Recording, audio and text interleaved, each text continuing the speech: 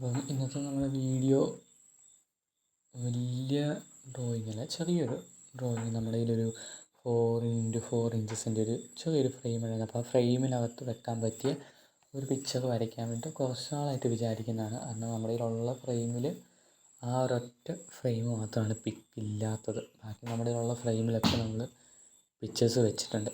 അപ്പം ആ ഒരു ഫ്രെയിമിൽ നമ്മുടെ കയ്യിൽ പിക്ചറില്ലായിരുന്നു. അപ്പോൾ അതിൽ വെക്കാൻ വേണ്ടി ഒരു ക്യാറ്റിൻ്റെ പിക്ക് വരയ്ക്കാമെന്നൊക്കെ വിചാരിച്ചിങ്ങനെ ഇരുന്നപ്പം ക്യാറ്റിൻ്റെ ഫുള്ള് പിക്ക് ആ ഒരു ചെറിയ ഫ്രെയിമിൽ വരയ്ക്കുന്നതിലും ജസ്റ്റ് ഒരു ഫേസ് മാത്രം, അതും ഫേസ് മാത്രം വരയ്ക്കുമ്പോൾ കംപ്ലീറ്റ് വരയ്ക്കാതെ ജസ്റ്റ് ഡീറ്റെയിലിങ്, ഫേസിൻ്റെ ഐസ്, നോസ്, അങ്ങനത്തെ ചെറിയ ചെറിയ ഡീറ്റെയിലിങ് മാത്രം കൊടുത്തുകൊണ്ട് ഒരു ചെറിയൊരു ആനിമേഷൻ പോലെ ഒരു പിക്ക് വരച്ചാലോ അതിങ്ങനെ നമ്മൾ പ്ലാൻ ചെയ്ത്. അപ്പം നമ്മൾ ഫസ്റ്റ് ടൈമാണ് അങ്ങനെ ഒരു ട്രൈ ചെയ്ത് നോക്കുന്നത്. നമ്മുടെ ഫ്രെയിം ഫ്രീ ആയിട്ടിരിക്കുന്നപ്പം അതിൽ വെക്കണമെന്ന് മാത്രം വിചാരിച്ചുകൊണ്ട്. പിന്നെ ആദ്യമായിട്ടൊക്കെ വര പഠിക്കുന്നവർക്കാണെങ്കിൽ കൈ വഴങ്ങാനും അതുപോലെ ഷെയ്ഡിങ് പഠിക്കാനൊക്കെ ഇങ്ങനെ ചെറിയ ചെറിയ പിക്കൊക്കെ വരച്ച് നോക്കുന്നതൊക്കെ നല്ലതായിരിക്കും. അപ്പം നമ്മളങ്ങനെ ഒരു പിക്ക് വരച്ച് സ്റ്റാർട്ട് ചെയ്തു. അപ്പോൾ എപ്പോഴും വരയ്ക്കുന്ന പോലെ തന്നെ നമ്മൾ സാധാരണ യൂസ് ചെയ്യുന്ന പോലെ തന്നെ ജസ്റ്റ് ആദ്യം തന്നെ നമ്മുടെ കയ്യിലുള്ള 2Hൻ്റെ പെൻസിലിന് ചെറിയൊരു ഷെയ്ഡൊക്കെ കൊടുത്തിട്ടായിരുന്നു. അപ്പോൾ അത് കഴിഞ്ഞിട്ടാണ് നമ്മൾ ഡീറ്റെയിലായിട്ട് വരയ്ക്കാമെന്നുണ്ടെങ്കിൽ 12-ൻ്റെയും 8-ൻ്റെയും 12B-യുടെയും 8B-യുടെയും പെൻസിൽ ഉപയോഗിച്ച് നമ്മൾ ഡാർക്കാക്കി ജസ്റ്റ് ഒന്ന് വരയ്ക്കാൻ വേണ്ടി നോക്കിയത്. അപ്പം അത്യാവശ്യം നമ്മൾ ഉദ്ദേശിച്ച പോലെ തന്നെ പിക്ചർ ആയി വന്നിട്ടുണ്ട്. അപ്പം നമ്മളങ്ങനെ എല്ലാ കംപ്ലീറ്റ് ഡീറ്റെയിൽ കൊടുക്കുന്നതിലും കുറച്ചുകൂടെ ഭംഗി ഇങ്ങനെ ആയിരിക്കുമെന്ന് തോന്നിയതുകൊണ്ടാണ് നമ്മളിങ്ങനെ ചെയ്തത്. ഇനിയല്ല നമുക്ക് മറ്റേ പോലെ ചെയ്യണമെങ്കിൽ അങ്ങനെ തന്നെയും ഫുള്ളായിട്ട് ഈ പിക്ചറിൽ തന്നെ ഫുള്ളായിട്ട് ഫേസ് കംപ്ലീറ്റ് വരയ്ക്കണമെങ്കിൽ നമുക്ക് വരയ്ക്കാം. അത് കുഴപ്പമൊന്നുമില്ല. അപ്പം ഞാനപ്പോൾ എനിക്ക് ഇതൊരു ഭംഗിയായിട്ട് ചെയ്യാൻ പറ്റും, അല്ലെങ്കിൽ ഒരു വ്യത്യസ്തമായിരിക്കും എന്ന് തോന്നിയതുകൊണ്ട് ഞാൻ പിന്നെ അങ്ങനെ ചെയ്ത് നോക്കിയതാണ്. നമ്മളിതുവരെ അങ്ങനെ ചെയ്തിട്ടില്ലായിരുന്നു.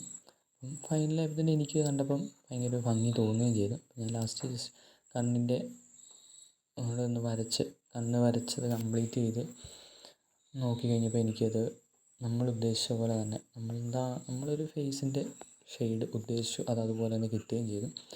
ക്യാറ്റിൻ്റെ ഫേസൊക്കെ വരയ്ക്കുക എന്ന് പറഞ്ഞാൽ എല്ലാവർക്കും തന്നെ ഈസിയുള്ള കാര്യമാണ്. പിന്നെ നമ്മൾ ജസ്റ്റ് ഒന്ന് ഡിഫറെൻ്റ് ആയിക്കോട്ടെ എന്ന് വിചാരിച്ചാണ് ജസ്റ്റ് ഷെയ്ഡ് മാത്രം ഒന്ന് വരച്ചത്. പിന്നെ നമ്മൾ അതിൻ്റെ ഐസിൻ്റെ നോസിൻ്റെയൊക്കെ ഷെയ്ഡൊന്ന് ഡാർക്കാക്കി കൊടുത്ത് സൈഡ് മാത്രം. അപ്പം അതൊന്ന് ലോങ്ങിൽ നിന്ന് നോക്കുമ്പോഴാണ് അത് മാത്രം ഒന്ന് ബ്രൈറ്റായിട്ട് നിന്നോട്ടെ എന്നോർത്ത് നമ്മളത് ഒന്നുകൂടെ ഒന്ന് ഡാർക്കാക്കി കൊടുത്തിട്ടുണ്ട്. അപ്പം നമുക്ക് കുറച്ചുകൂടെ ഒരു റിയലിസ്റ്റിക് ആയിട്ട് കുറച്ച് ഭംഗി തോന്നി.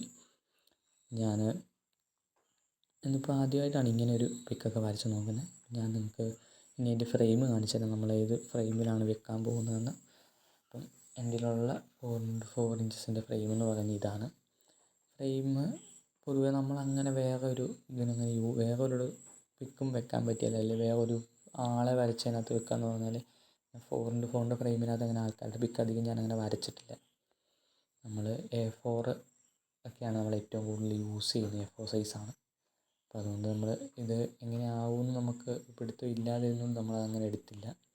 നമ്മൾ ആ 4x4 ഇഞ്ചസിൻ്റെ സൈസിന് സൈഡൊക്കെ ഒന്ന് കട്ട് ചെയ്ത് ലെവലാക്കാമെന്ന് വിചാരിച്ച് നമ്മൾ വരച്ച ഓക്കെ. അപ്പം നമ്മൾ ഈ ഡ്രോയിങ് ചെയ്യുമ്പോൾ നമ്മൾ ഫ്രെയിം ചെയ്യുന്നതിന് മുമ്പ് നമ്മൾ ഡ്രോ ചെയ്ത പേപ്പറിൻ്റെ ബാക്കിൽ കവർ ചെയ്യുന്നതിന് മുമ്പ് ഒരു വൈറ്റ് പേപ്പർ, പ്ലെയിൻ പേപ്പറും കൂടെ നമ്മൾ വെക്കും. നമ്മൾ വരച്ച പേപ്പറിൻ്റെ ഒരു സേഫ്റ്റിക്ക് വേണ്ടിയിട്ട്, ആ പേപ്പറിന് ഡാമേജ് ഒന്നും വരാതിരിക്കാൻ വേണ്ടി. അപ്പോൾ നമ്മളിവിടെ അതുപോലെ തന്നെ നമ്മൾ വരച്ച പിക്ക് വെച്ചിട്ട് അതിൻ്റെ ബാക്കിൽ നമ്മൾ ആ 4x4 ഇഞ്ചസിൻ്റെ ഫ്രെയിം പിക്ക് അതിനകത്തുണ്ടായിരുന്ന ആ പേപ്പർ തന്നെയാണ് നമ്മൾ വെച്ച് ഫ്രെയിം ക്ലോസ് ചെയ്ത്.